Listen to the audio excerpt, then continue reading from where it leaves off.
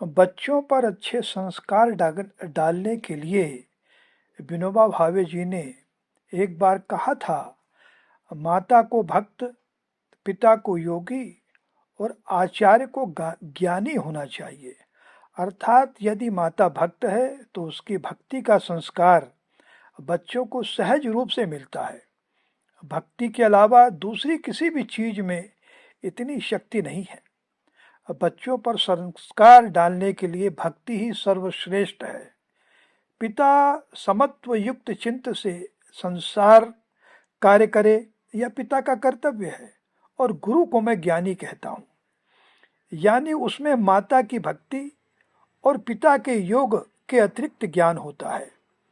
इसलिए बच्चों पर अच्छे संस्कार डालने की पहली जिम्मेदारी माता पिता पर है। बच्चों को सबसे पहले तालीम देने वाली माँ है। माँ प्रथम गुरु है, पिता और गुरु बाद में आते हैं।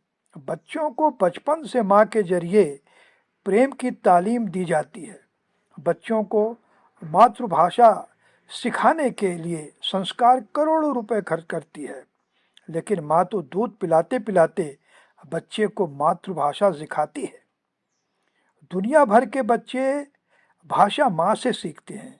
यह जो सारा भाषा सिखाने का ज्ञान है, वह क्या विद्यालयों की शिक्षा से कम है? 2-2.5 साल में शून्य से ज्ञान पैदा किया जाता है और माताएं ही यह सब करती हैं। शिक्षा शास्त्री अनुभव और निरीक्षण से कहते हैं कि बच्चे को शुरू के 1-2 साल में जितना ज्ञान मिलता है, उतना ज्ञान आगे की सारी जिंदगी में नहीं मिलता। इसलिए दुनिया भर के लोगों ने माना है कि अगर माताएं संस्कारवान बनी तो दुनिया बचेगी। सबसे प्रथम और सबसे श्रेष्ठतम गुरु तो माता ही है।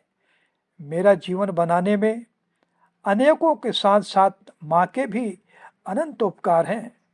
मुझे बहुत ग्रंथ पढ़ने को मिले हैं जो अनुभव से भरे हैं, और सत्संगति भी मिली है। उन सबको मैं एक पलड़े में रखता हूँ, और माँ से मुझे साक्षात भक्ति का जो शिक्षण मिला उसे दूसरे पलड़े में रखकर तोलता हूँ तो वह दूसरा पलड़ा भारी लगता है। मुझे सबसे ज़्यादा बल यदि किसी ने दिया तो वह मेरी माँ ने। हमारी माँ संसार में थी, लेकिन उसके चित्त में, उसकी वाणी में संसार नहीं था। माँ से मुझे बहुत कुछ सीखने को मिला। इसलिए मैं कहता हूँ कि शिक्षण तो माँ के मुँह से ही मिलना चाहिए।